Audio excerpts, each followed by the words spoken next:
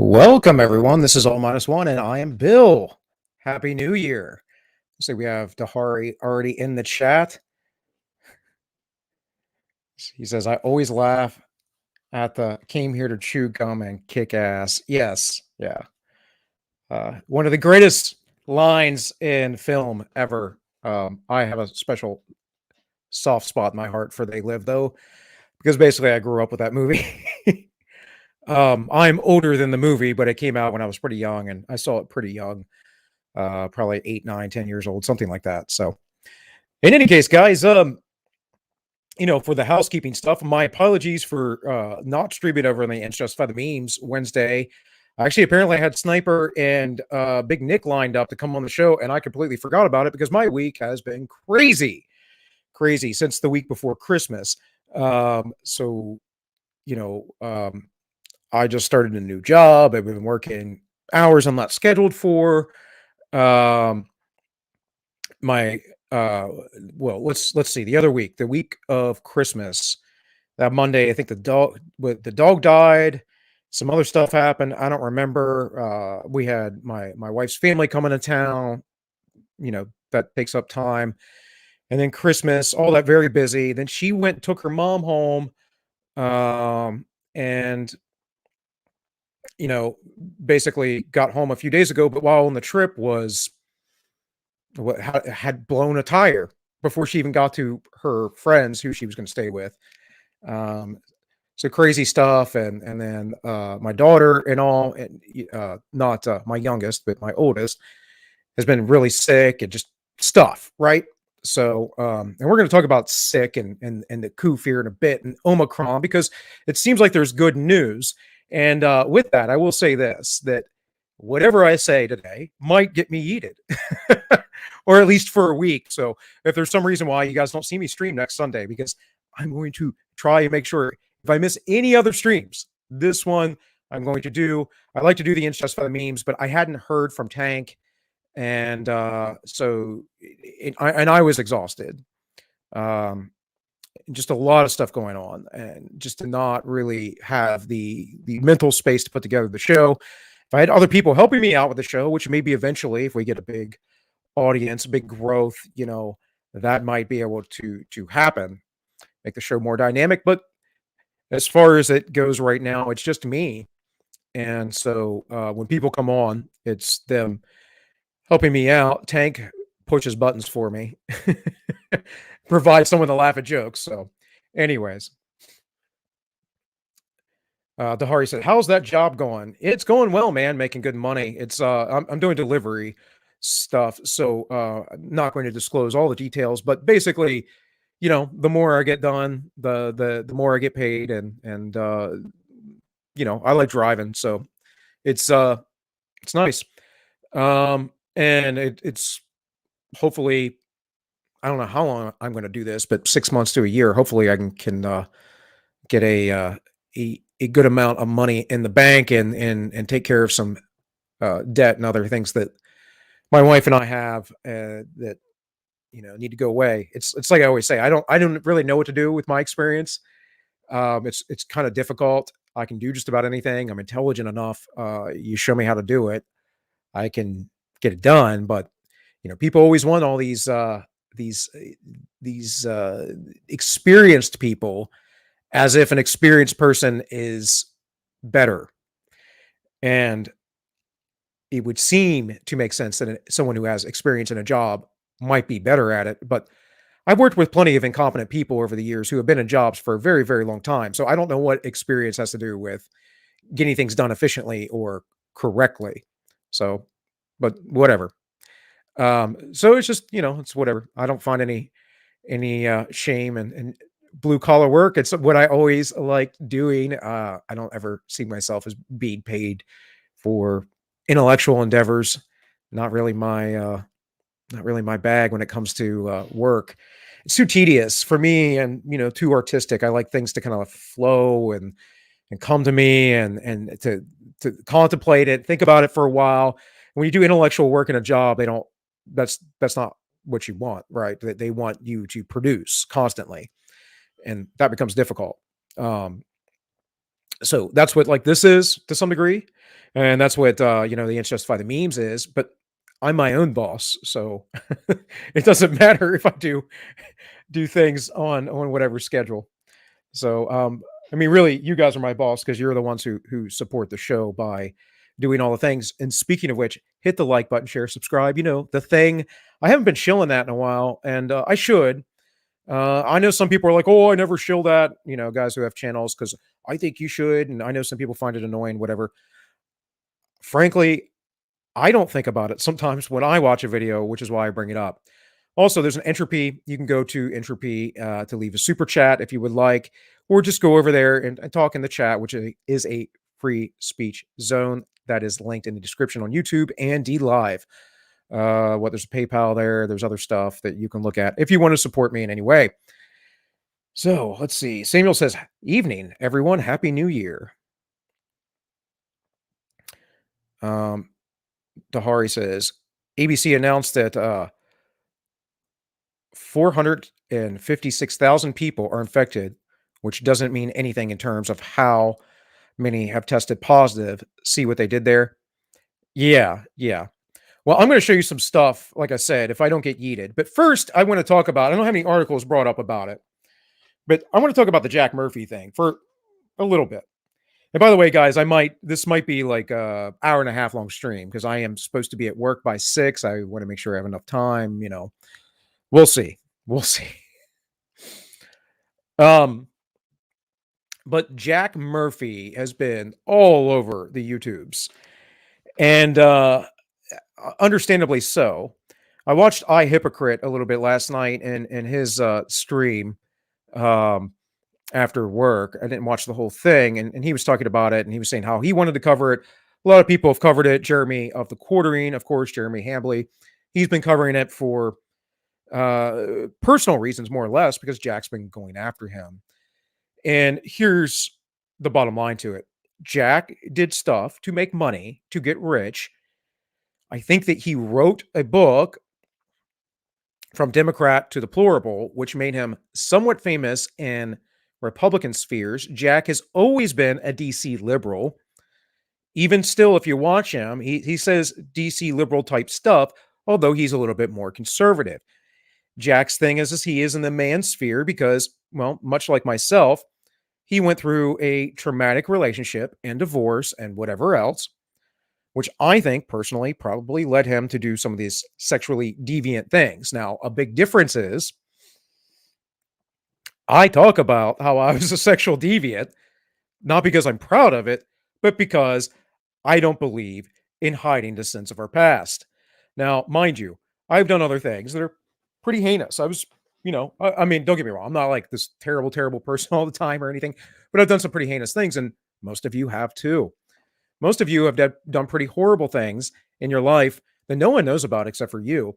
But maybe you haven't. Maybe you are quite a pious person, a very upright individual, and you always operate with the highest morality and ethics. Well, I can see how you might be upset that Jack Murphy was maybe a little bit of a swindler. But what I'm going to say is that I think he is due forgiveness, but at the same time, he's got to own up to what he's done. He's got to say, this was a phase, this was a thing I went through, but he hasn't. What he's trying to do instead is act like a leftist and ban people, get people in trouble, scrub the internet of its existence. And this is something that he made money off of.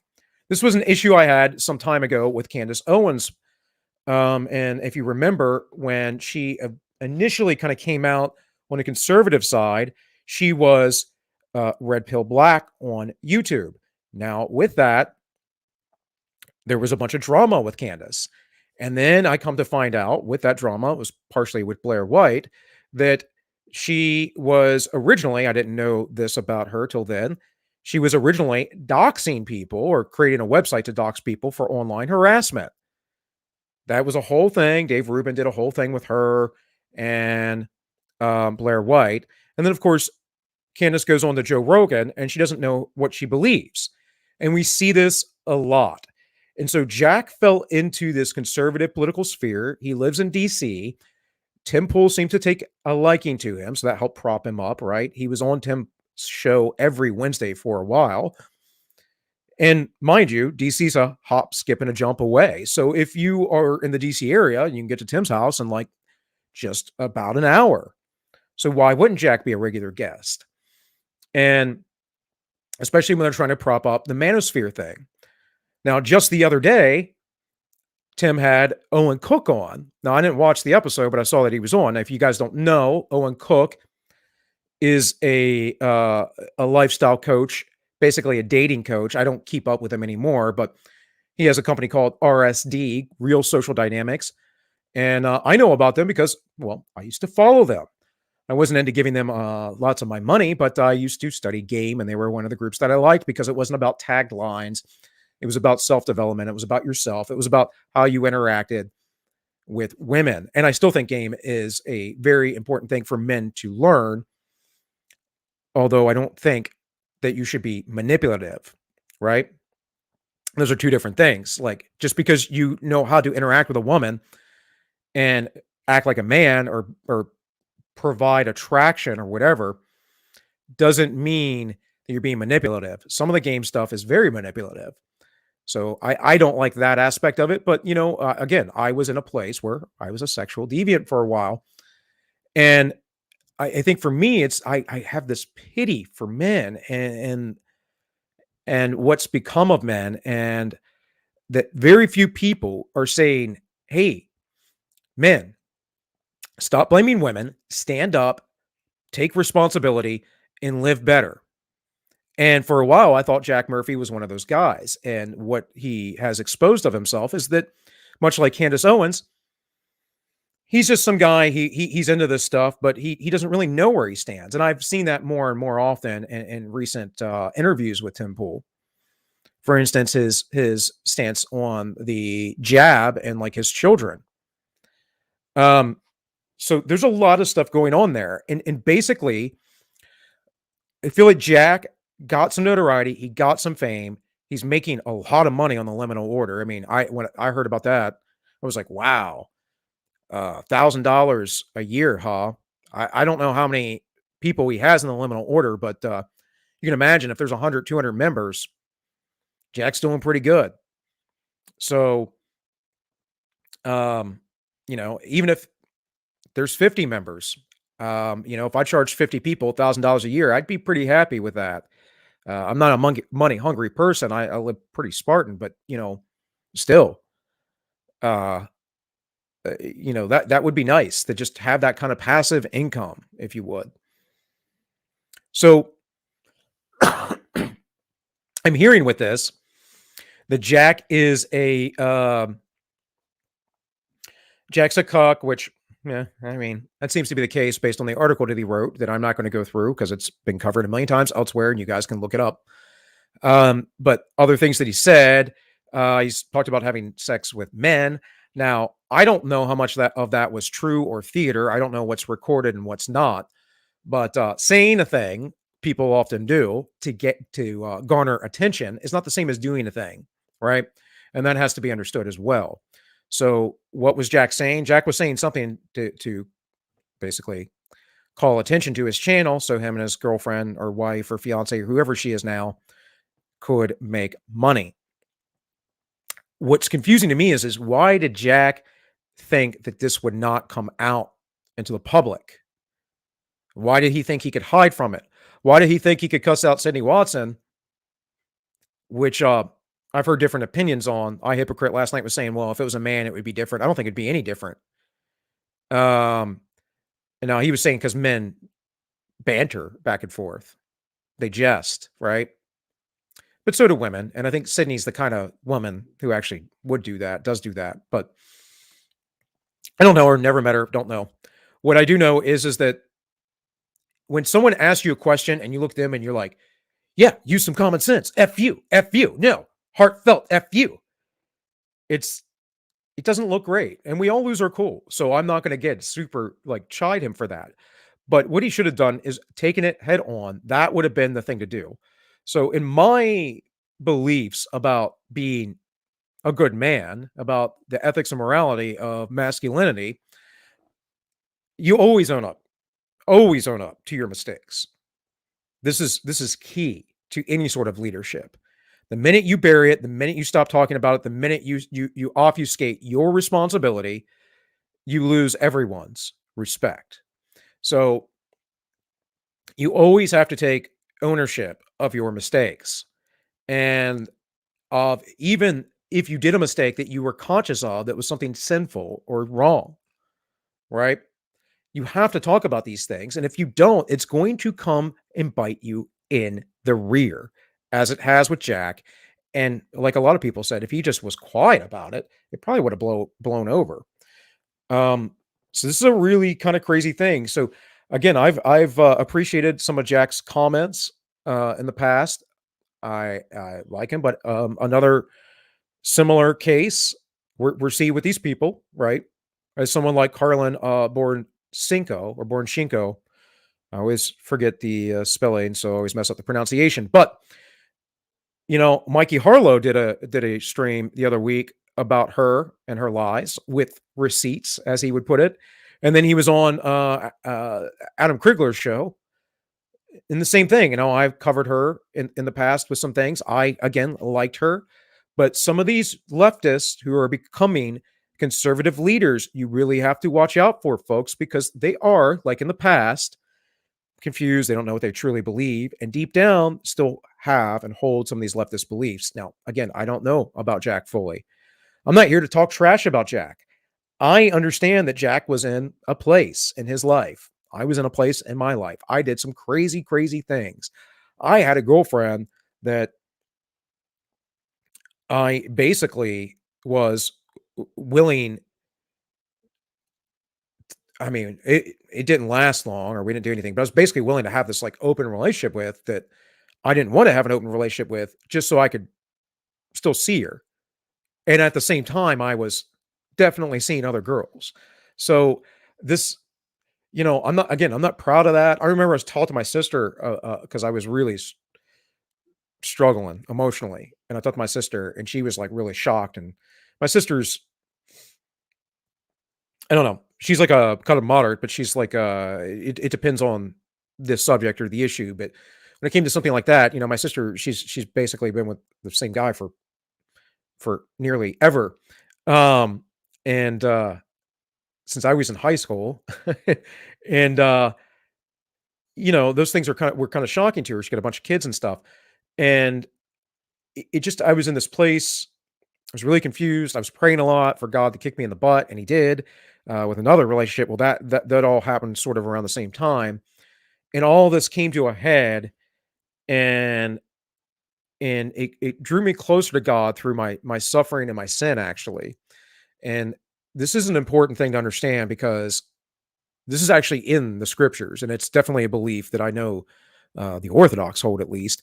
But in First Corinthians, Paul talks about allowing one in the church to go and be purified in the fires by Satan, da da da da, so that he might be redeemed.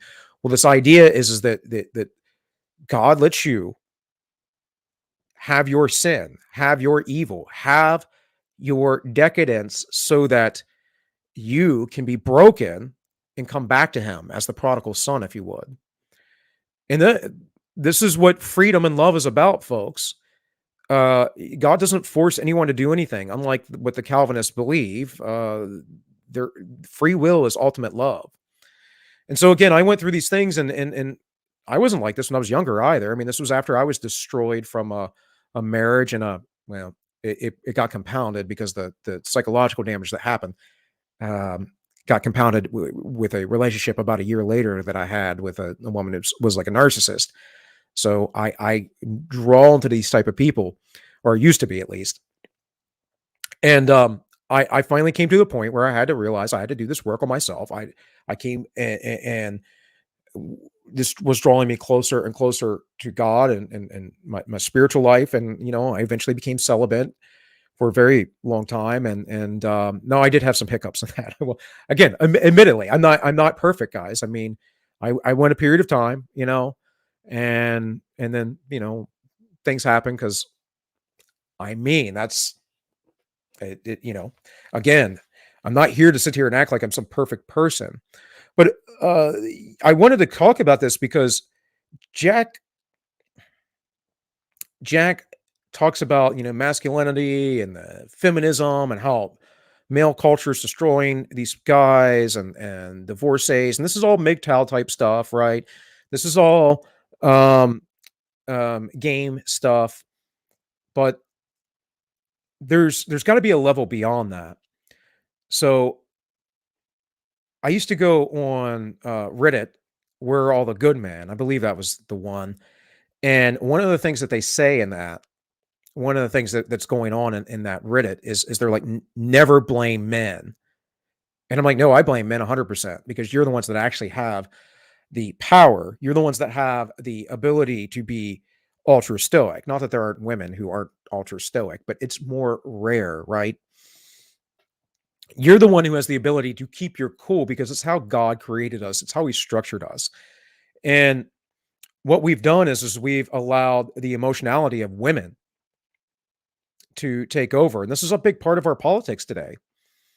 Uh, you know, I believe earlier in the week, Tim Pool did a segment on the breakdown of this with, and I've talked about it many times with Republicans and Democrats, and that most women hate the Republicans. Most women vote Democrat. Republicans amongst men, it's about 50-50. Amongst women, it's like 30 to 70% Democrats, something like that. This highly influences our politics with women voting, at least.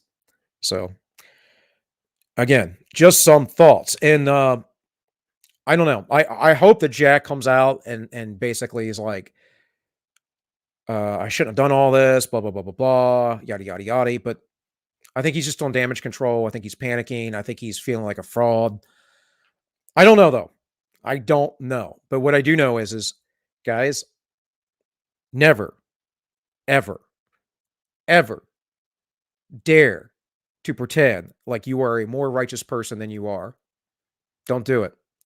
And if there are skeletons in your closet, you don't have to address them all specifically, line item, but you should at least acknowledge them and say, well, this was a thing. I was in a bad spot, yada, yada, yada, whatever it is.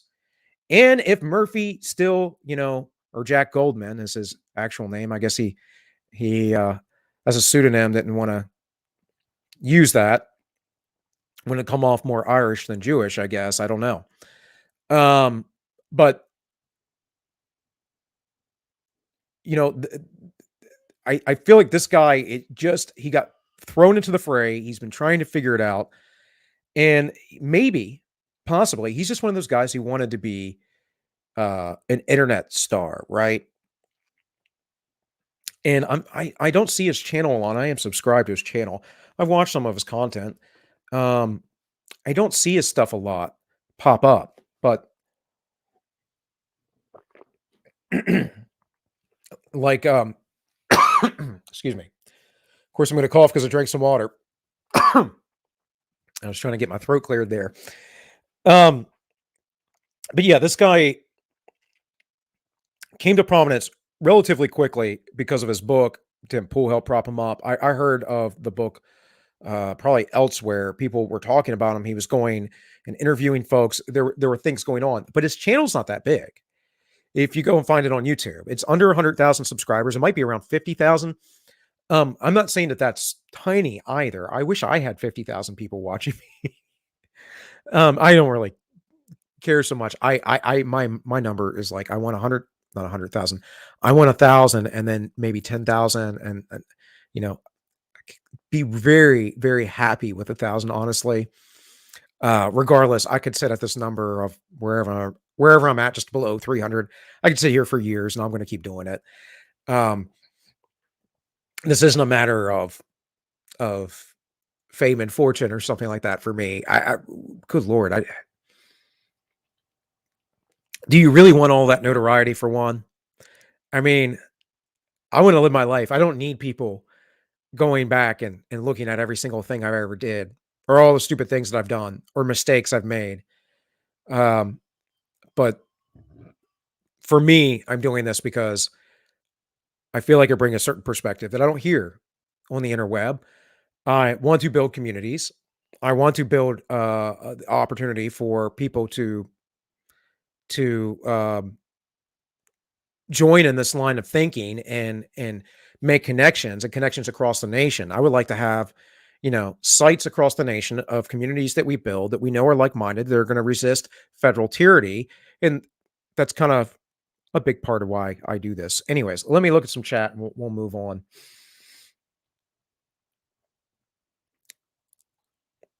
Spook said, "Who's Jack Murphy?" Well, I heard that a lot about people commenting about it. I knew who Jack Murphy was, but apparently Jack Murphy was still very low profile, which is why I was talking about his channel not being that big. But when you're trying to cover up a big scandal, then all of a sudden the Streisand effect takes place, and yeah, it completely backfired on him. But if you Google Jack Murphy or something spook, you'll find out really quick.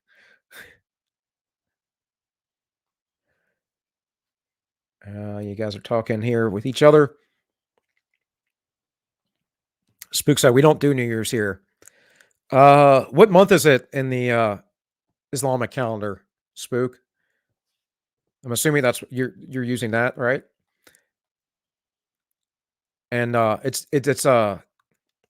is that a lunar calendar? I think it is, right? I know the month's different; they change. I know Ramadan, the season, the time of year changes. Um, but I only know that because I worked in a jail for a long time, and we had to accommodate for Ramadan.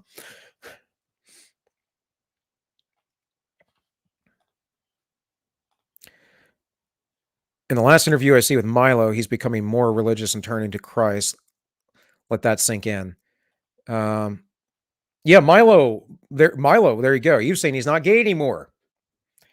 Now, if you're gay, I don't, whatever, that's on you. But um,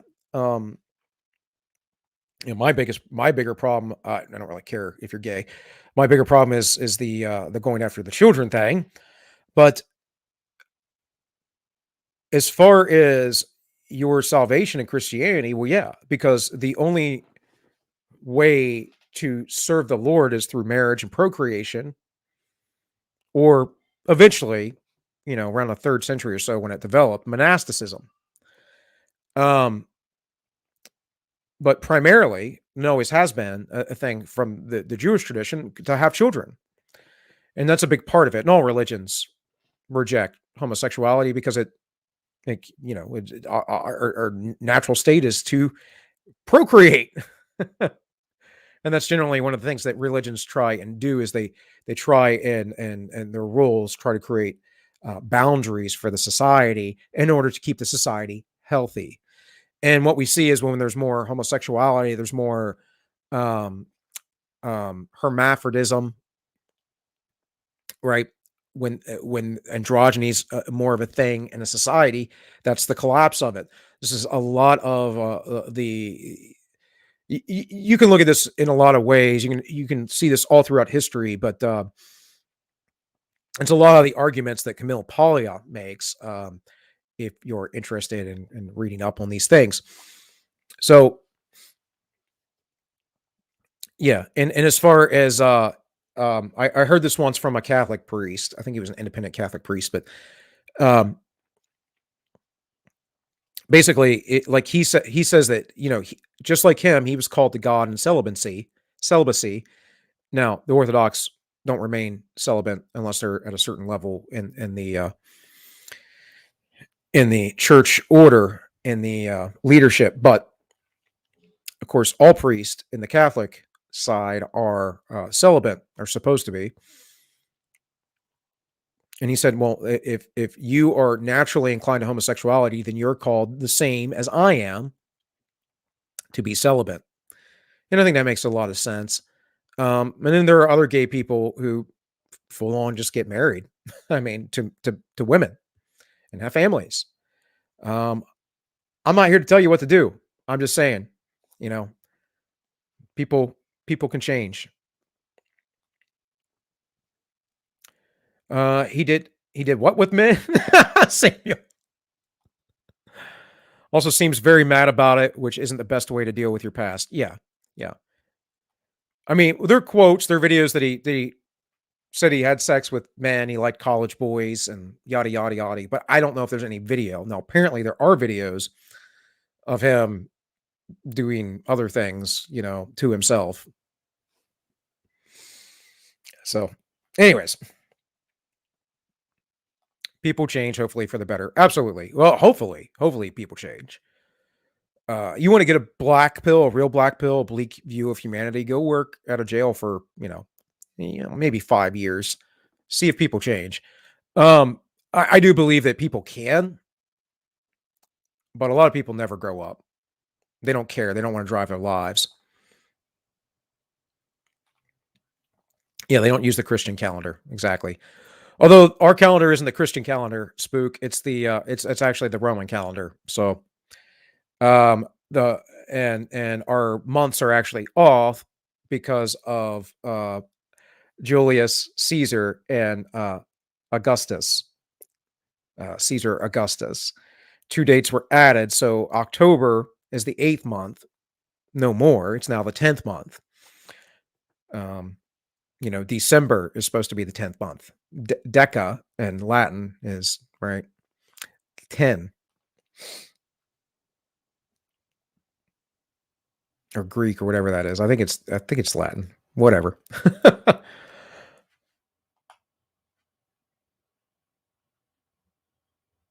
All right, let's see. Monasticism. Yes, monasticism, being in a monastery, monastic life. Although I don't really fully embrace the idea, I kind of get it.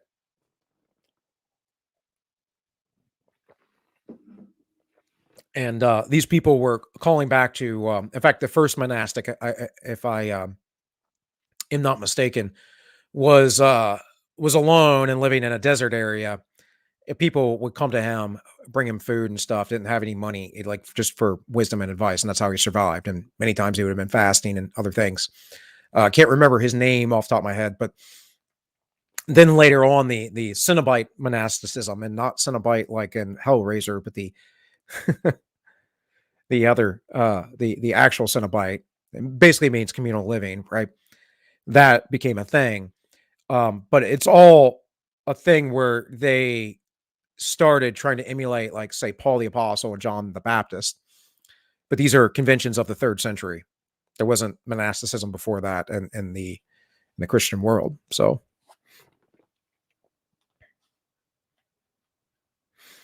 Hari said abstinence or one wife. I'm not sure what you mean there.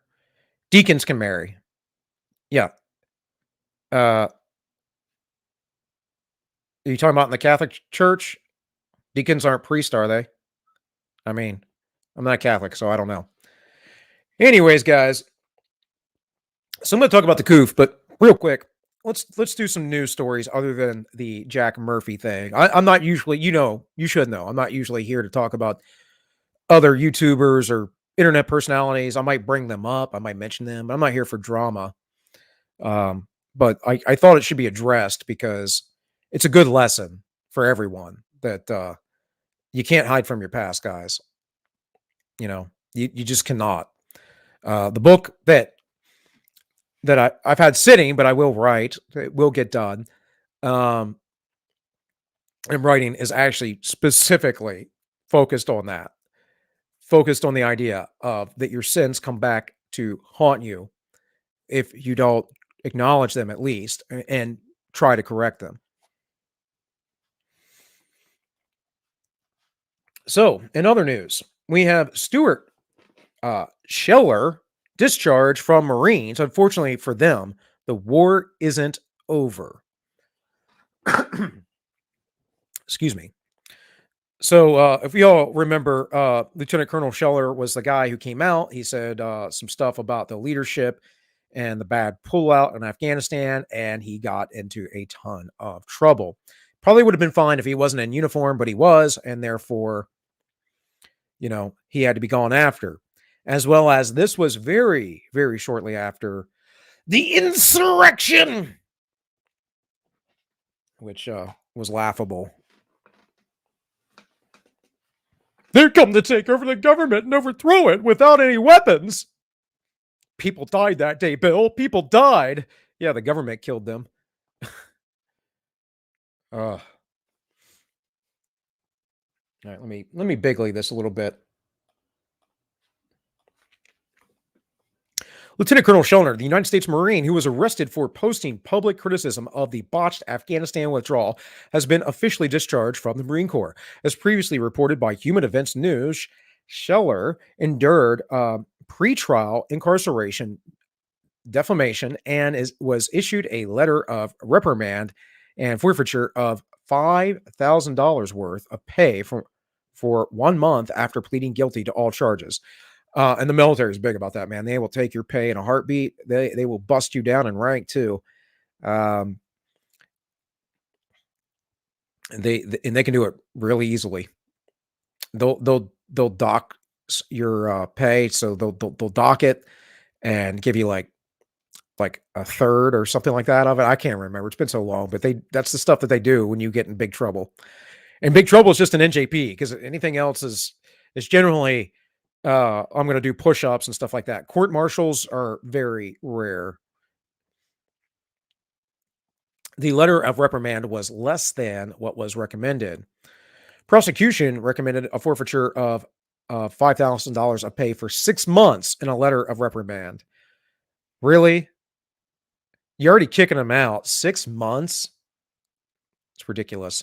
The maximum penalty, meanwhile, could have been forfeiture of 2/3 pay for a year in a letter of reprimand. See what I'm saying?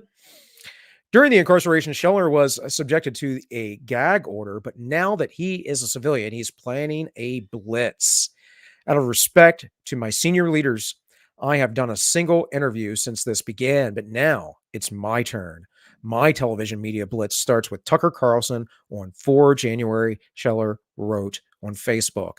So today is the 2nd. That would be Tuesday, I suppose. He'll be on Tucker, and boy, I'm sure it'll be explosive. If I have a chance, we'll talk about it next week. The war isn't over, he said. Scheller vowed to make at least one social media post a day ahead of his interview with Carlson, comparing his situation to George Washington's first major victory in the Revolutionary War.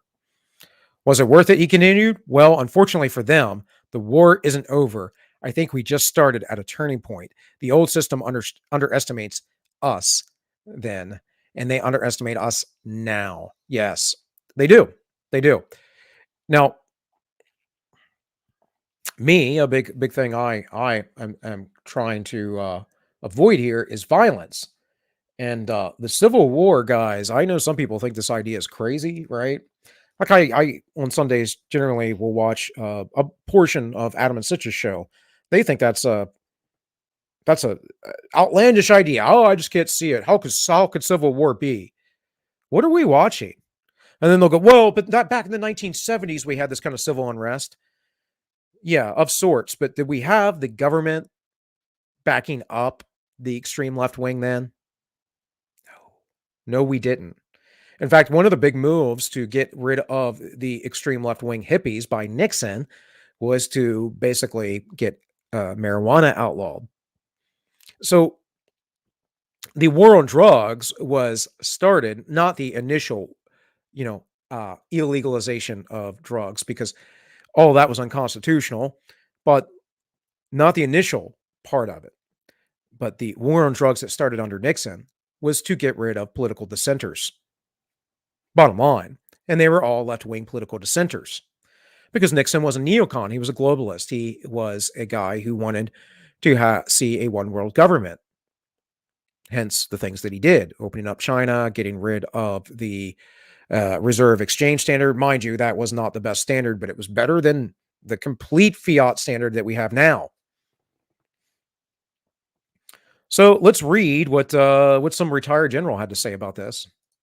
Retired general warns the U.S. military could lead a coup after the 2024 election. Now, I'm pretty sure this guy is an elitist statist, but, we'll hear what he has to say.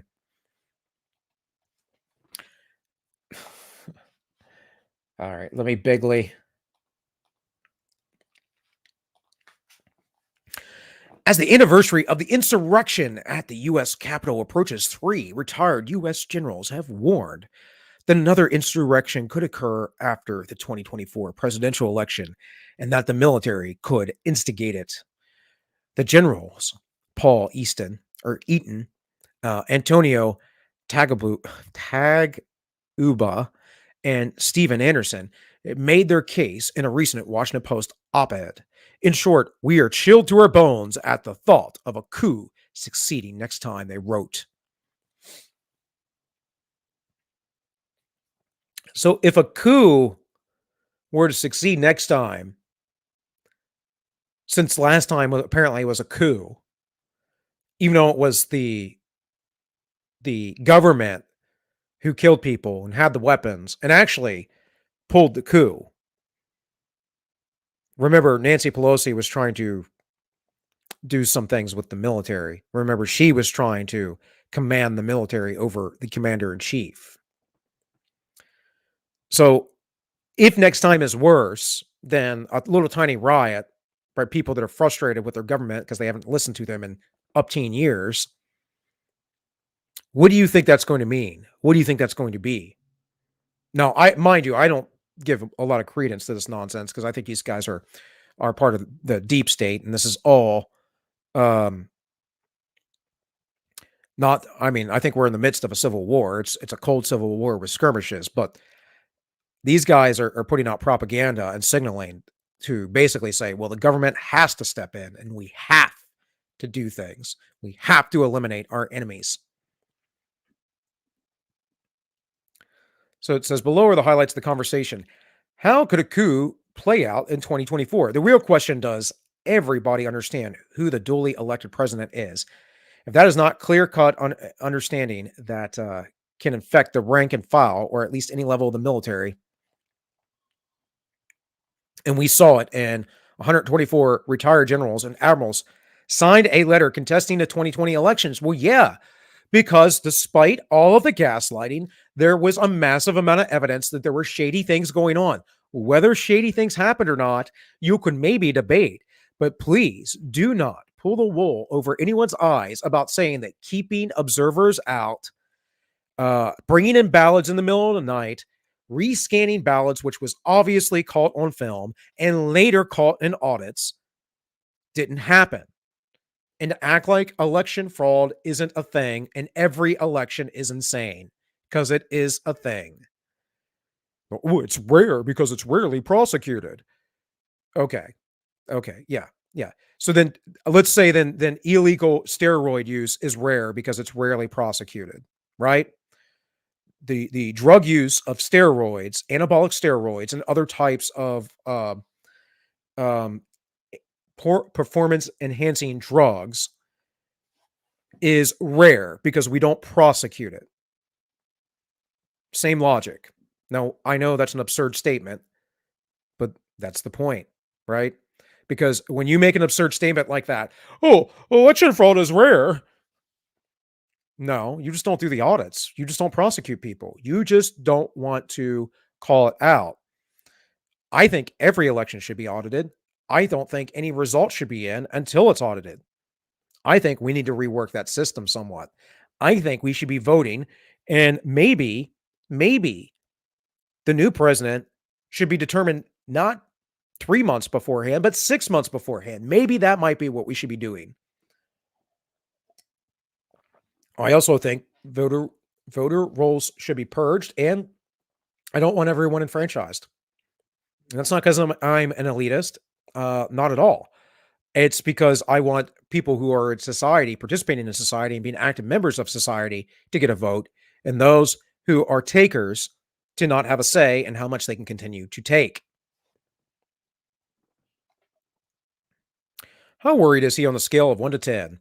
I see it as a low probability, high impact. I hesitate to put a number on it, but it is an eventuality that we need to prepare for. In the military, we do a lot of war gaming to ferret out what might happen. And I can tell you right now, the war gaming is never correct. Never. I mean, everything you do no, I shouldn't say everything, but most of the things you do as an infantryman for training is wargaming, running ranges, using simunitions, or back in my day, we had I forget what it was. We had a system. It was kind of like laser tag. We shot blanks and it like scored if you hit the guy. Um, and then sim rounds and stuff like that. But without simulating that, you're not building the muscle memory. The problem is that those things never go the way reality goes.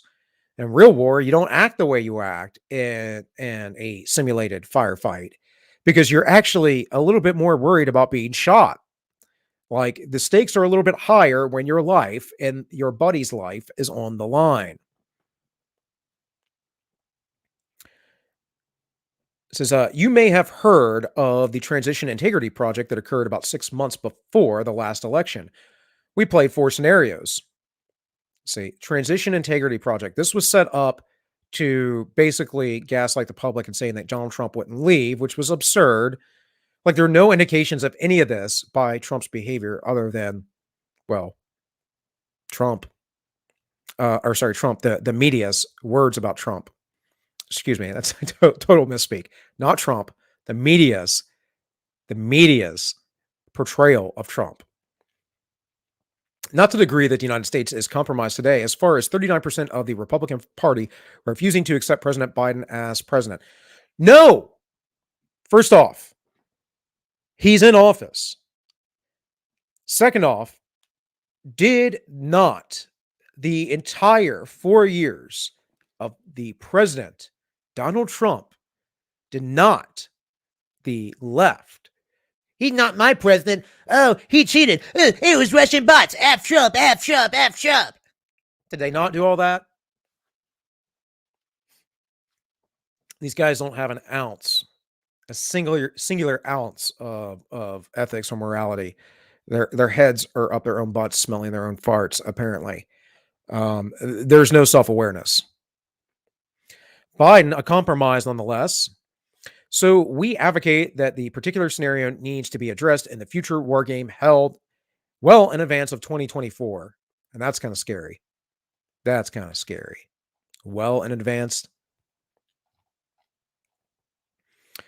I'm not going to read through all this, guys, because I have other stuff I want to talk about. I'm going to talk about the COOF. I got to get to work. Going to be there by 6, so I got to be done here by 5. But let me run through chats real quick, and we're going to talk about a few other things before I get into the COOF.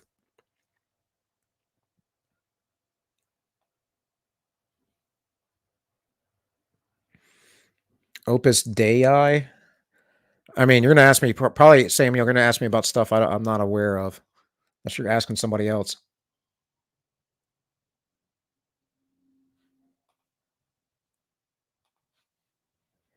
Yeah, in the Catholic Church, they're sort of like a priest with lesser. Yeah, well, no, deacons have always been around. All deacons are essentially have always been are the people that handle the laity and do certain basic services. But one of the things I don't like is the idea of the priesthood specifically, because all a priest is someone who can speak with God. And so if you're in Christ, you should be able to speak directly to God. There's no teaching out of Christ that denies that. And there's no teaching out of the apostles or in the Bible that denies that. So that was kind of a manufactured thing.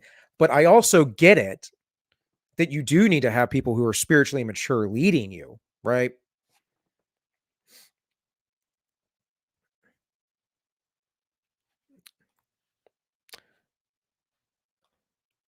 That Capitol Police dude did not need to shoot an ex-military lady that was completely bogus. Agreed.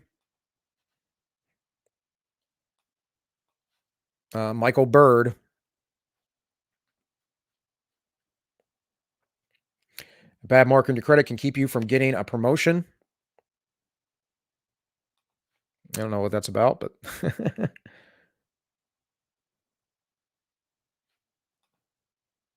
did we have the media backing up the globalists along with the Democrats? My country's media is full of global corporatist sentiment. I'm bored of it now. Yeah, it's a shame. Bill can do impersonations. The more you know. Oh yeah, yeah. I actually have a lot of. I don't work on them or practice them. I actually have a lot of physical gifts as far as that kind of stuff, but I don't really train them. So let's see. Nothing going on over in Entropy. That's all right.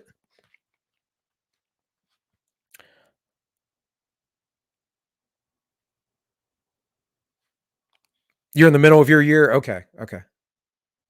Jumada Allah al Awala. Okay. Yeah, I don't know the Muslim calendar, but I don't get me wrong. Like I've had to deal with Ramadan. Like I said, I don't get too far into the uh the Muslim thing just because I don't feel like I've seen what other people have to say, right? Which we've talked about before. Spook. I don't know because I haven't read it for myself. So it's one of those things. I'm that guy. I don't like to do things I'm not very knowledgeable on or feel at least some sort of comfort with. So, anyways, guys, just one last thing. Well, two last things, real quick. I found interesting. We have Prince Andrew's lawyers locked in emergency talks over Maxwell conviction. I don't think anything is going to happen to Prince Andrew, but this is interesting. She was convicted on five of the six counts. Don't know how the sixth count went out. Oh, that's good. Look, just dox myself here. It's all right. Most of you guys know who I am on Twitter. um, like my name's right there, anyways. um, but I found this interesting from the other week. I want to talk about it the other week, but an 11-year-old graduated from a university with a bachelor's in physics. He wants to make humans immortal. He even had time to drop out of one university and enroll in another.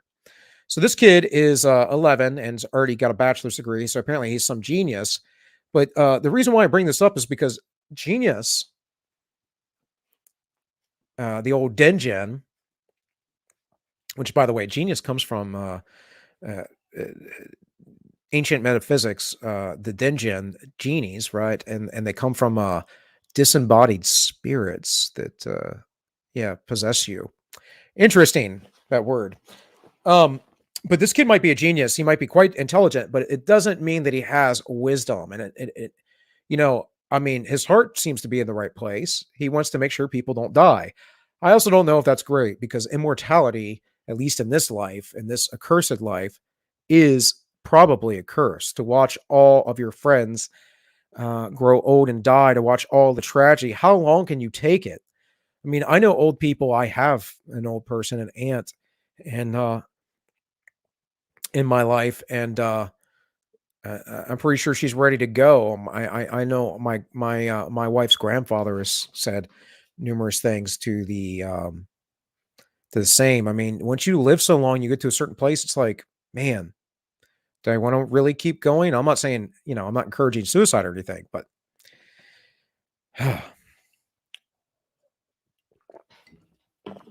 but this is a perfect highlight of why we shouldn't listen to children and that they have a lack of wisdom, even though they might be highly intelligent at times or might say something truthful. So Simon, who hails from the Belgian city of Oosten or Osted, entered school at the age of 4 and finished elementary school at the age of 6 before most kids even start. He enrolled at a private high school in Amsterdam, but it wasn't smooth sailing. He complained that other students were learning too slowly, while the other students complained that Simon's was a know it all. Yeah, yeah, yeah. So he moved to grammar school in the Belgian city of Brugge, I guess, which organized one-on-one lessons for him. From a young age, Simon appeared to have the ability to instantly memorize everything he read. After attaining several special courses for gifted people, he enrolled in Eindhoven University in a course in electrical engineering. So highly intelligent. I mean, engineering is no joke. Electrical engineering is a lot of calculus, and you know the fact that he can just memorize things immediately after reading them is incredible. But again, it doesn't mean that he has wisdom. However, much to his parents' disappointment, who were hoping he would become the first university graduate under 10, Eid- uh, Eindhoven University rejected this possibility. The university argued there were too many exams he couldn't take, so he dropped out of that university and enrolled in the University of Antwerp in a quantum physics course. Again, I mean, this kid's probably got a IQ of probably nearly something like 200. The supposedly the smartest person in academia is Noam Chomsky, and that's around where he sits at, I believe. I think he's in the 190s. There is a guy who's in the 200s that's like uh, been featured before on the news and the media, and he basically just works all these odd jobs, like being a bouncer or being a truck driver or whatever, and he does all of his stuff on the side. But again, intelligence doesn't provide answers to spiritual things or does not provide wisdom, right? Pure raw computing power, calculative power, memorization is not something that is going to be 100% life providing. This is why IQ alone, you'll hear a lot of different things, but IQ alone is not a issue or a factor in determining your success. IQ and conscientiousness together are, because conscientious people work hard, right? And again, conscientiousness breaks down to industriousness, and I forget what the other one is, but um, um, I'm in the middle of the road industrious person. If I was more industrious, it, I could probably do better. My wife is highly industrious. She's always kind of working. For me, I kind of like, I'm a little more methodical, like to take my time, like to plan. And go kind of scares me because not that I can't go and be free and all that. It's just I've done a lot of that in my life.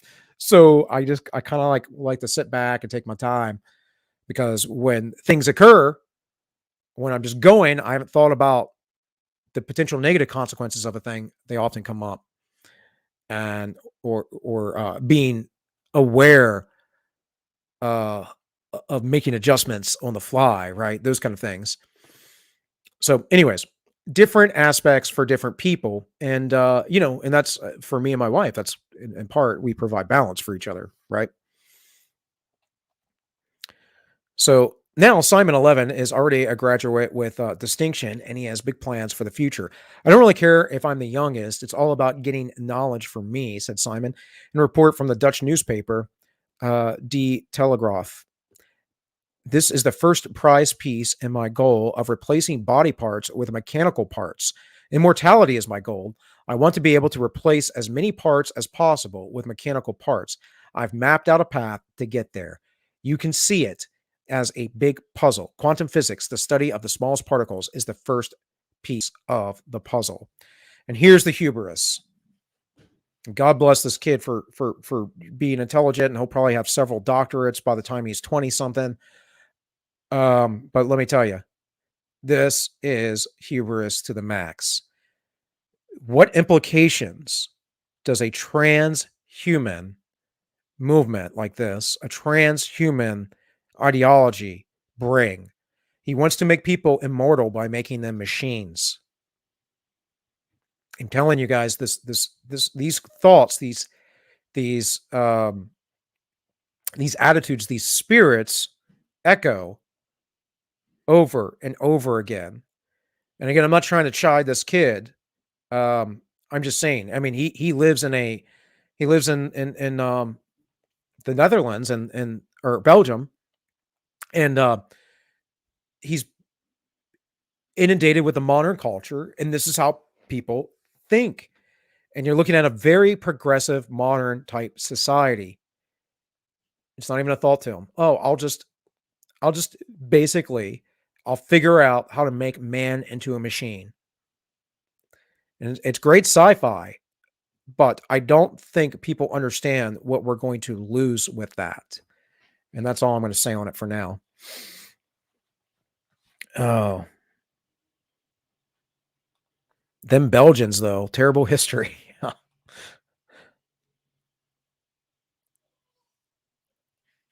Um, that lady's a sacrificial lamb. He's talking about Ghislaine Maxwell. Yes. Yes, absolutely. But she is guilty and she should go to jail. She was the one who recruited and groomed.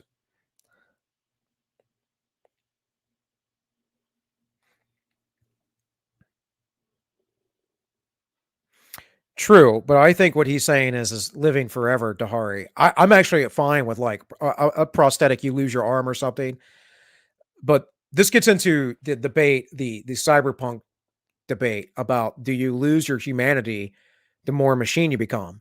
And the answer is yes. I mean, Star Wars had figured this out. George Lucas figured this out with Darth Vader, right?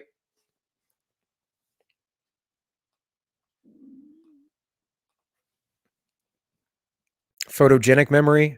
No, photographic. Genic mean photogenics when you're pretty in pictures. Yes, there you go. It's called getting old, Bill. Yeah, I know. I know. I'll be 41 next month, so yeah, I get it.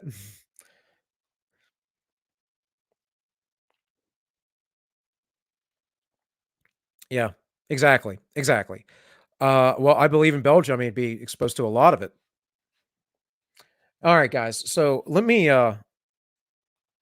minimize that for a minute. I got all kinds of stuff on the coof. Now I had stuff last week I never got to, and we're right at 4 o'clock.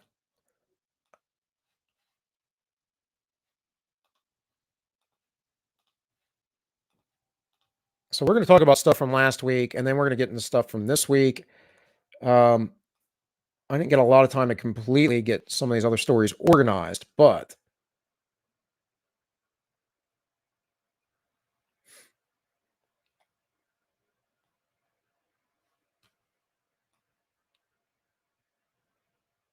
and honestly, it doesn't matter that much.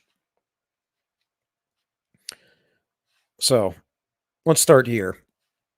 So from Summit News, from OPJW, triple vaxxed 4.5 times more likely to test positive for Omicron than the unvaxxed. What? Yeah. Amazing, isn't it?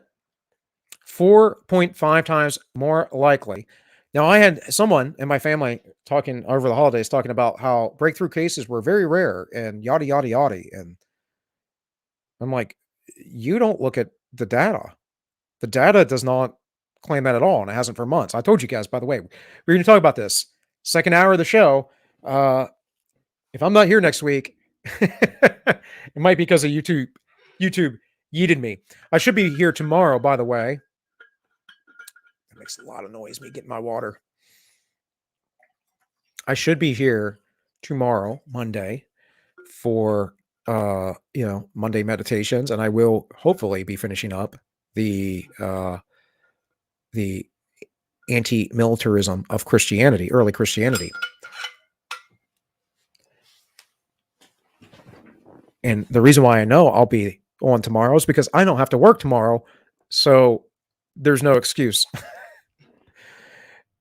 Anyways, just be aware though that this might get yeeted, and I might be off for a week because of this. But I doubt it. I doubt it because a lot of people talk about this, and everything that I've said in the past about all these things has been correct. And any time I've speculated, I've said that I've speculated, and YouTube, I'm allowed to speculate. I'm allowed to make speculations.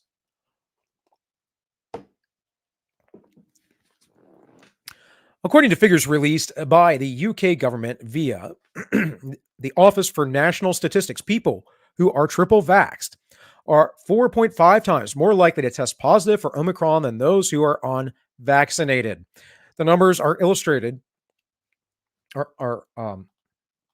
Numbers also illustrate how the double vaxxed are 2.3 times more likely to be infected with Omicron than those who haven't taken any jab. The data, which is summarized by the Daily Skeptic Will Jones in this article, bolsters assertions that the Omicron variant is effective at evading vaccines. Well, I mean, no big deal. You guys have probably already heard all this. Here is the data It's linked in the article. And we're just going to keep rolling because there's a lot of articles I have on this. I don't even know what I had. I had this prepared last week. And then we had the first Omicron death. An anti-vaxxer story falls apart. And so we'll just play PJW real quick. Hopefully the volume will come through. I'll mute myself. Remember the first person... Well, this is interesting. Remember the first person to die with Omicron in the UK? Remember all the headlines about how he was a stupid anti-vaxxer? According to the oh-so-credible source of a random phone call to a radio show by John from Smithfield. If he didn't go out, had he had his vaccinations? No vaccinations, and this is the important thing.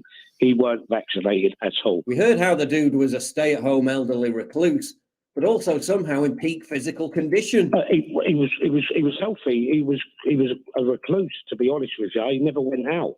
He had his shopping brought to him.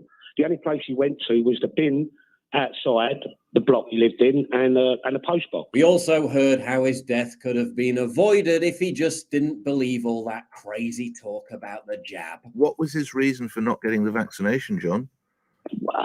He thought it was a conspiracy. Kind of convenient that all this rhetoric was perfectly on brand with the message, wasn't it? Well, there's been a fascinating update to this story just this morning, which just might suggest that it's a load of complete bollocks. The Northampton Chronicle reports an interviewee on national radio station LBC said his stepfather died of Omicron at a Northampton hospital last week. Northampton General Hospital has responded to a claim in the national press that the first Omicron death in the United Kingdom happened at the site last week. This comes after LBC radio station had a man called John call in on Friday, December 17th, saying that his stepfather had died of the new variant at a hospital in Northampton. John told radio host Nick Ferrari that his stepfather in his 70s reportedly died with Omicron on Monday, December 13th, after not being vaccinated. A spokesperson for NHS Northamptonshire said, the NHS system in Northamptonshire has not recorded an Omicron-related death at this time. So the same hospital at which this conspiracy-crazed Omicron-infected anti-jabber died at, with or from Omicron, says that no one has died there with or from Omicron. Maybe journalists should have, phoned up the hospital last week and asked them about this, instead of just publishing news articles that solely rested on the pillar of credibility that was John from Smithfield. But so, in any case, yeah, PJW's right. Like this happened with the big mayonnaise.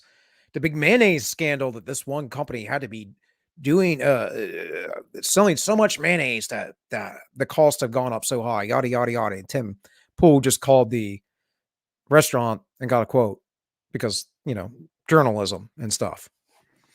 So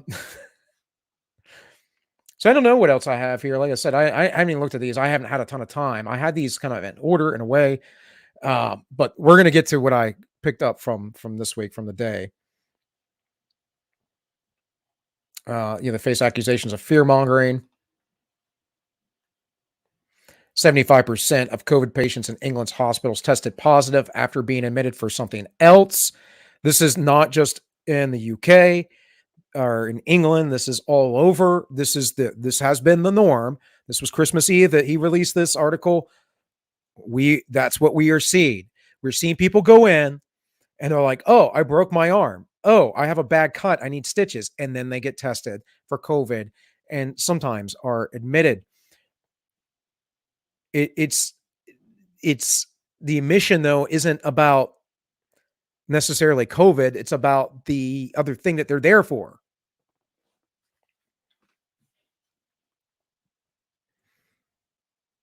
All right, yes, I thanks for stopping by. I know we haven't talked in a while. It's been busy. It's been so busy for me. So been so busy. But in any case, you take care, and hopefully I'll see you tomorrow. I don't think, it'll be a big deal to stream tomorrow evening.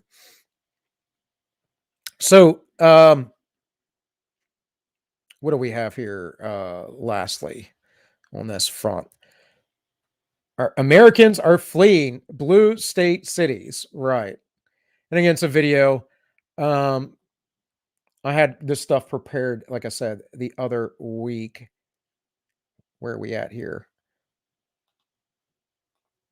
We have the grandma who violated mask mandates who got locked up.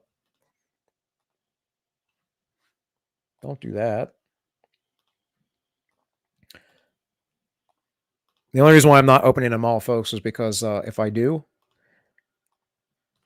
there's a small potential that it might crash my computer. Oh no! Temporarily unavailable. That was an article about a grandmother who got locked up for not wearing a mask in some particular situation. I don't recall, but it's pretty insane, the things that we're doing. Just like they locked up a granny for walking through the Capitol building, on January 6th. I'm sure that she, the old granny, was there to insurrect things without a weapon.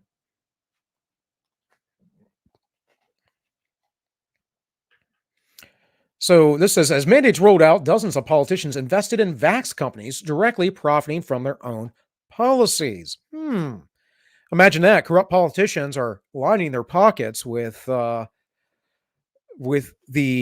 mandated vaccines. I wonder if the pill that is being developed is going to have anything to do with this. You think?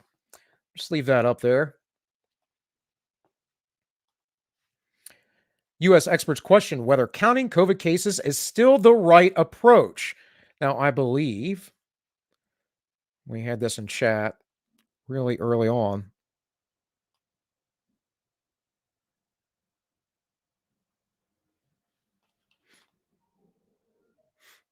Yep. And so from The Guardian, a left-wing outlet, we have U.S. experts question whether counting COVID cases is still the right approach. Case counts don't reflect what they used to, experts argue, as data suggests Omicron is less severe but more contagious.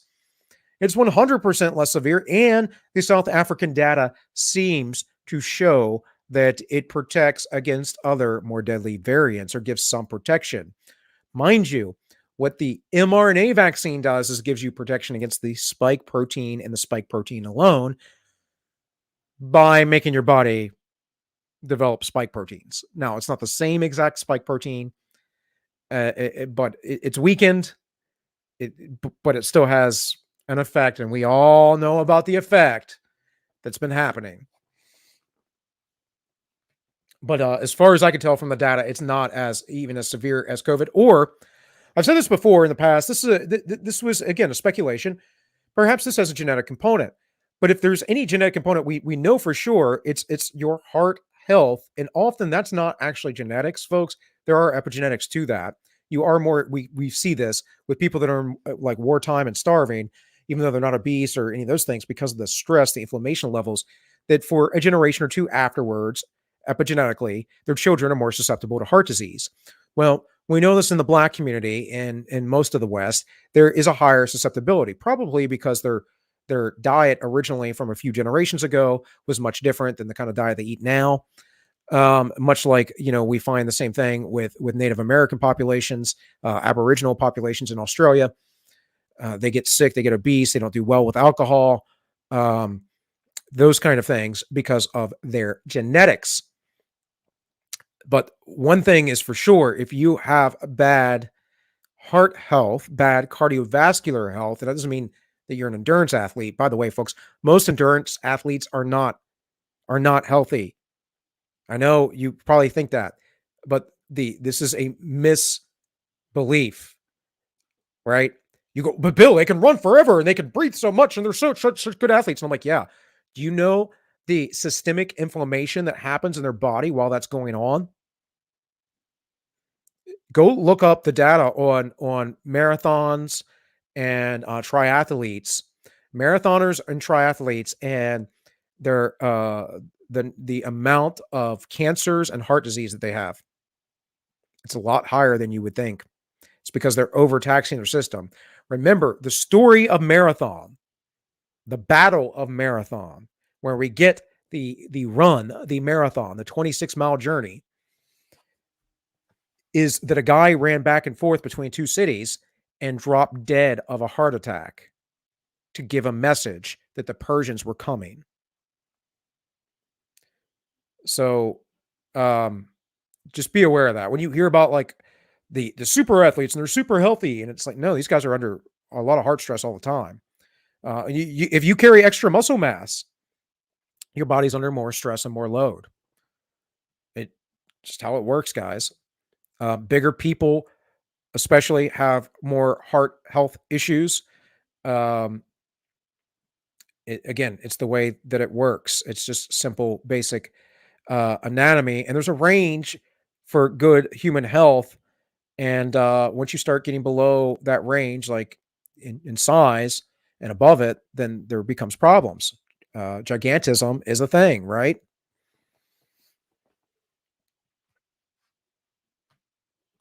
Let's see. So it says some U.S. infectious disease experts and public health officials are questioning whether to continue using the number of coronavirus cases as a metric for determining which mitigation efforts are appropriate. As data suggests, Omicron is less severe but much more contagious than previous variants. Those experts agree that the U.S. has reached a stage in the pandemic where reports of dramatic surges in case counts prompt unnecessary worries that the government officials and public should instead review death and hospitalization data when considering precautions. They always should have. It's the only thing that has ever mattered. It says other infectious disease experts say that while they are encouraged by data from South Africa showing that its recent Omicron wave was not accompanied by a significant increase in death, the virus continues to strain hospitals in the U.S. Therefore, the number of COVID cases remains a vital measure. Show me where the hospitals are strained. I don't believe it. I have worked in a hospital. They run at max capacity as much as they can, as often as possible. It's how they make money. I don't believe it. The U.S. on Thursday had more than 580,000 new COVID cases. And here's another thing. Total speculation. Totally might get me yeeted, but there were no tests the other week. Completely ran out. I don't know if they're tests now, the rapid home test, that is. Are we are we sure we're going to trust that?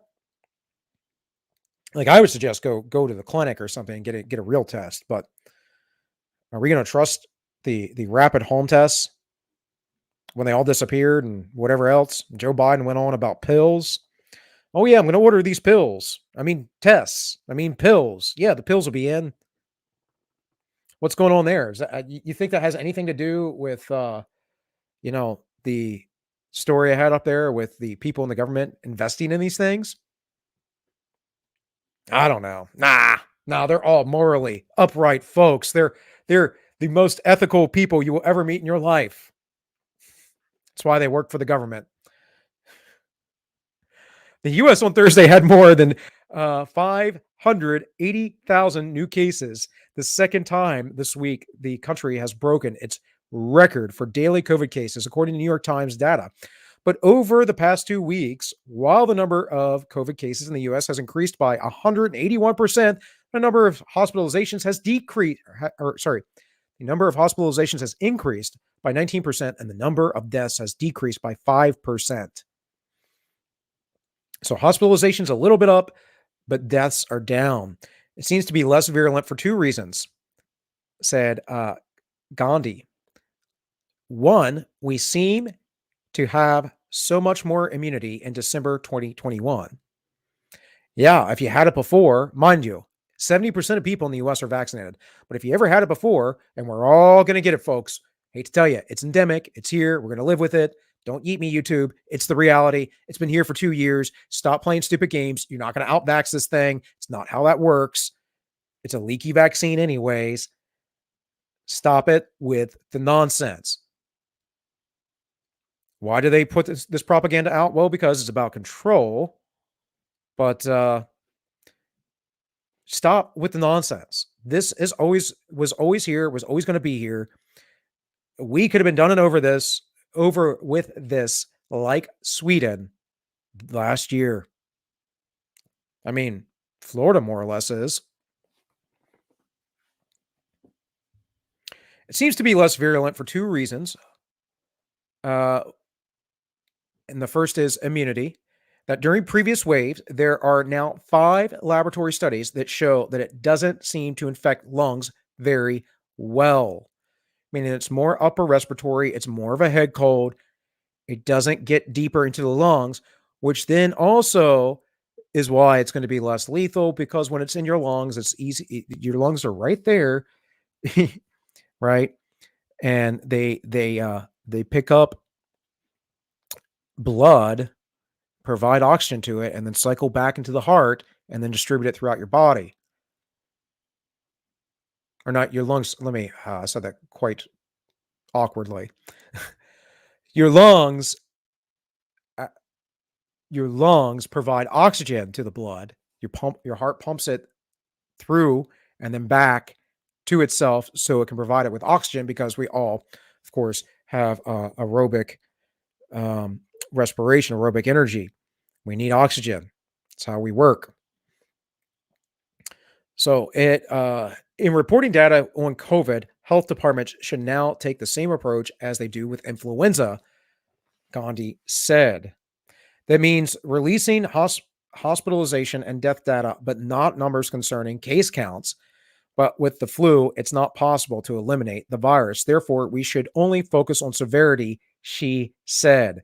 Once you have accepted the virus is endemic, just like influenza, then you never track cases, because we never screen like this for any other virus. We track what is causing disease and getting people hospitalized. Fair enough. It's what we should have been doing this whole time. So here we have Moderna developed combination COVID-19 booster and flu vaccine shot. So guys, it's your lucky day, because now we're moving into the virus is endemic. The cases of Omicron aren't that bad, blah, blah, blah, blah, blah. And now you're going to be encouraged to get your flu vax and your COVID vax annually from Moderna. Where's my little brought to you by Pfizer thing? Do I have that handy? Do I have to find it? I probably have to find it. Dag nabbit.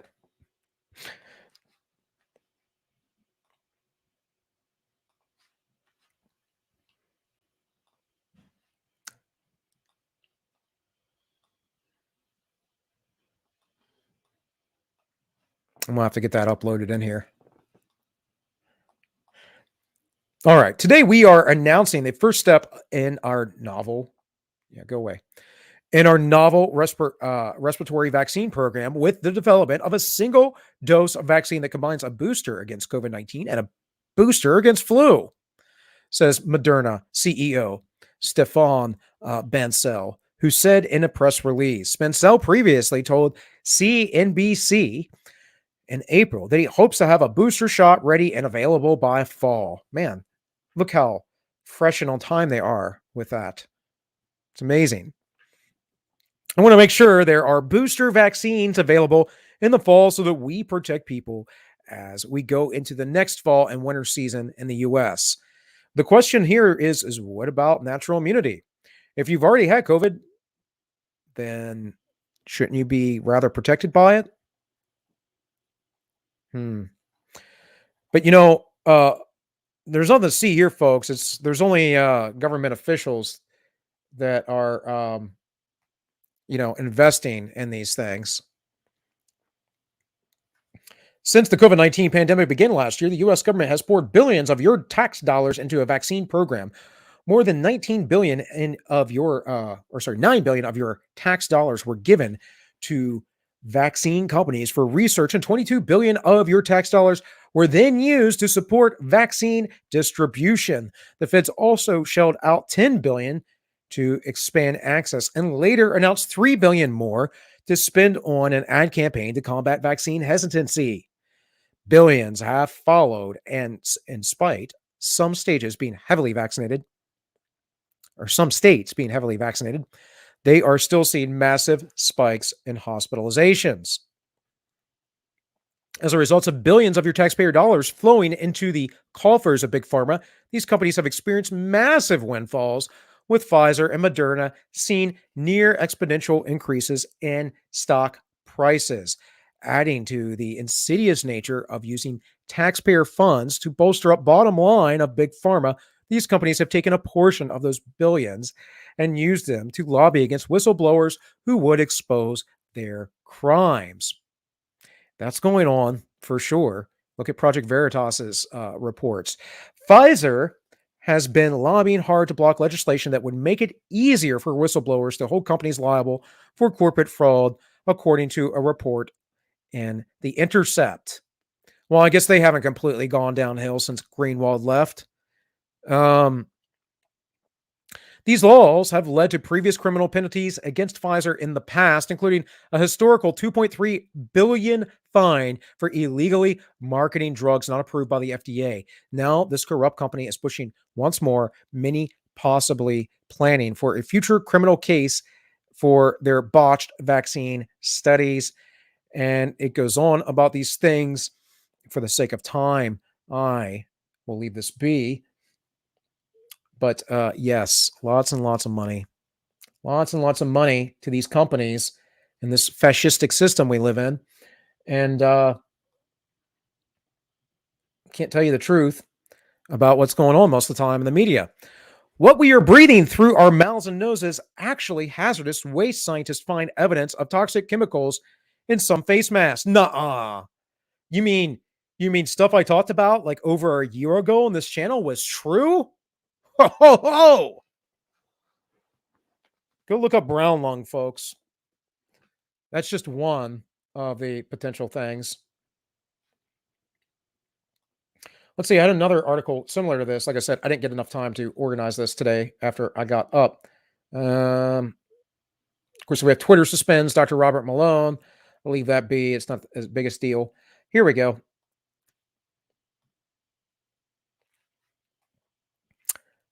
ODMS, oxygen deprivation mask syndrome, now sweeping across the globe. What? Why would that be? All group research articles can be read in 51 languages, yada, yada, yada. That's not the article itself, obviously. All right, let's Bigly.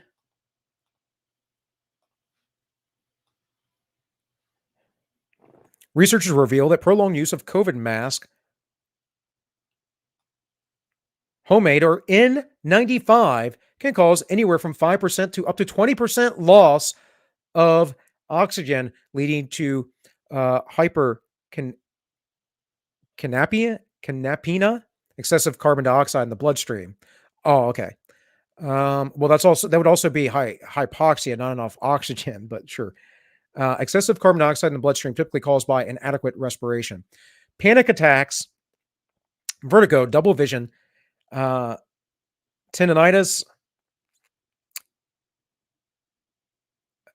concentration issues, headaches, slowed reactions, seizures, alterations in blood chemistry, and suffocation due to air displacement.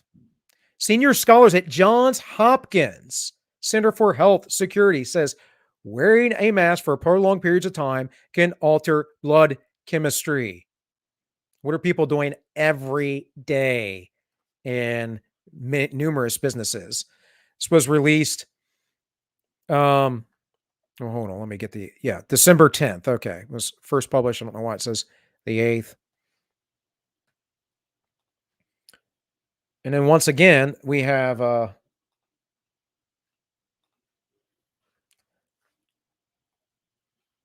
BBC won't tell you that 4 in 5 COVID deaths in past month were among the triple-double vaccinated, according to official data. The official data has told us this. It's been telling us this since the vaccine's been out. If you just look at Israel, not everybody has this one-size-fits-all approach of vaccinating everybody with a leaky vaccine that is probably going to end up helping create a more virulent strain, and not like the one we see now with Omicron, but much like antibiotics, did when we overprescribed antibiotics, much like Merrick's disease did in chickens. We have to be aware of these things. Of course, there's the animal reservoir issue. I've talked about this before, right? We have people that are vaccinating animals. I went to a monkey sanctuary, like literally a monkey sanctuary in Florida, and they were vaccinating their animals. Now, my opinion is that's utterly useless, because and maybe more harmful to them than you suspect, but that's what they were doing. Now, and I showed you the data from the other week about what we could see about people having cardiac incidences or risk going up. But we also saw that the numbers specifically of actual accounts 28 days later or 21 days later, whatever it was, of injury, vaccine injury, was about the same as legitimate injury from the coof. So, in my opinion, for me, get the coof and have some natural immunity, and it's going to be fuller, more robust immunity, according to many experts, especially specifically Dr. Robert Malone talks about this. And be done with it. But I'm not going to take the risk of having some sort of permanent heart condition. I'm just not. And I don't really like the idea of using mRNA in this way either. So it says the latest figures published by the UK Health Security Agency show that despite the elderly and vulnerable receiving a booster shot in September and October, the NHS turned to the National Booster Services ever since. The triple-double vaccinated population still accounted for 4 in every 5 deaths in the 4 weeks up to December 19th. But I thought this was a pandemic of the unvaccinated. Just lies, lies, lies, and more lies. All right, guys, I think I'm going to get out of here. There's a few other things. What I have. Oh, yeah. Let's talk about that real quick.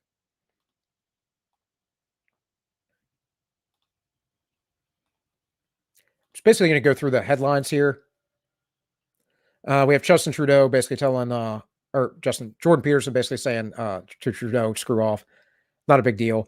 Americans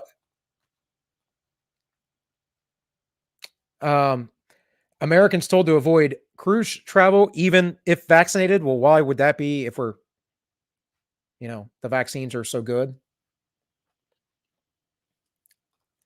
And of course, we have, Billy Boy, Bill Gates and George Soros buy out UK COVID test company. Yeah, see, I if I had more time to organize these today, I'd have put all the testing stuff together, right? That's from the Sunday Times, guys. Go or the times.co.uk, but it is the Sunday Times. Go read this if you want. George Soros and Bill Gates are part of a consortium acquiring a British developer of rapid testing technology, including for COVID-19 and tropical diseases. It turns into a social enterprise. The group, led by Source Economic Development, funded an investment division of the billionaire philanthropist Open Society Foundations, is investing at least $30 million in Logic, which develops a lateral flow and fast diagnostic technologies. Logic. That almost spells Molech or something. And then here, CDC warns use of PCR tests for C19 and confers it cannot differentiate between the flu and C19. So this was talked about a while ago, but apparently this is up and back around in the air again. That, oh yeah, they can't tell the difference. In preparing for this change, CDC recommends clinical laboratories and testing sites to have been using the CDC 2019 nCoV RT PCR assay select and begin their transition to another FDA authorized COVID-19 test. The CDC encourages laboratories to consider adoption of a multiplexed method and can facilitate detection and differentiation of SARS-CoV-2 and influenza viruses. So now all of the authoritarian, pro-vaccine, pro-lockdown branch COVIDians will say, "Oh no, it wasn't the flu didn't go away. The flu went away because people were social distancing and stuff, but not the coof." No. Don't yeet me, you two, but I will speculate, as I always have, they're not testing for the flu. They're testing for the coof, and the coof is showing up as the flu. Most of our numbers from last year were not correct, and that's always the way it was going to be. Not 2021. I mean, 2021's numbers probably aren't correct either, but 2020's. Remember, of people who died of comorbidities, without comorbidities in 2020, it's like 11,000. We're counting numbers. We're doing all kinds of stuff for authoritarianism, and people aren't using their brains, and it's insane. But it is what it is, I guess. I'm going to get out of here, guys. I'm going to run through some chat real quick. Got a spam chat. Let me check over on Entropy. Nobody over on Entropy.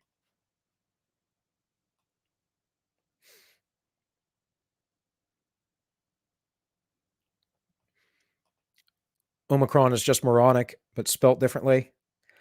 It's literally it's the Omega M or the Omega O, right? The big, the mega, the giant O. That's what Omicron means. You got run over by a motorcycle, you have COVID. Yeah. See, was there anything up here?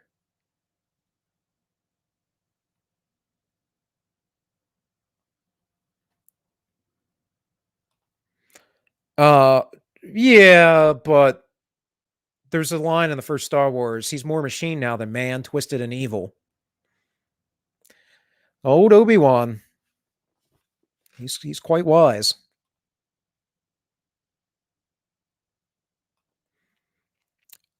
I just want to, live well, man. Live well into your old age and die gracefully.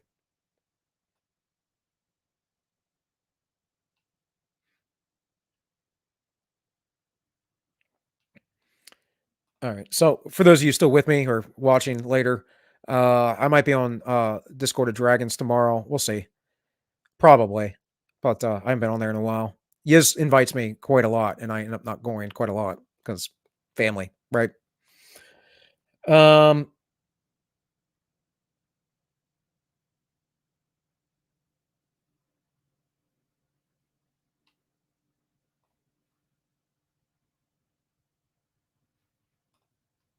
Yeah, agree, Samuel.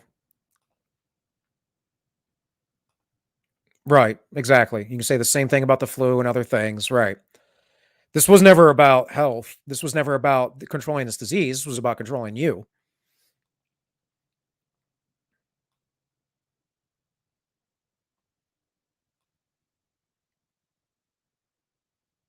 All right.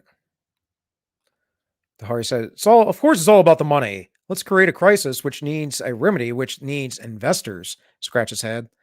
Yeah.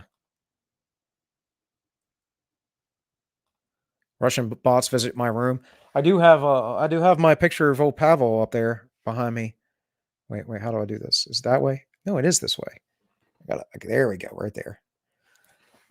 I was way back in 2005 when almost no one knew what kettlebells were. I was a kettlebell instructor.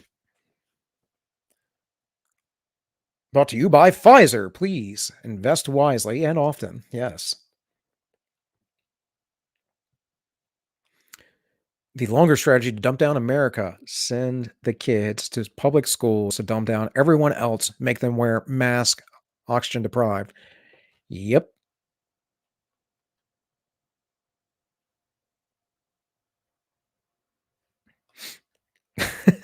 Well, I wouldn't expect you to complain about that. But I don't know how they can give back the country to the Palestinians,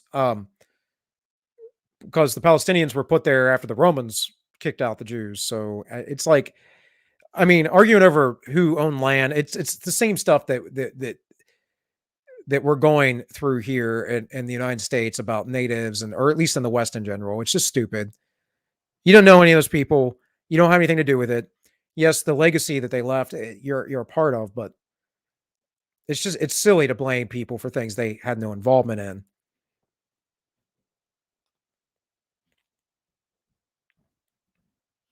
Yeah, that's an interesting thought.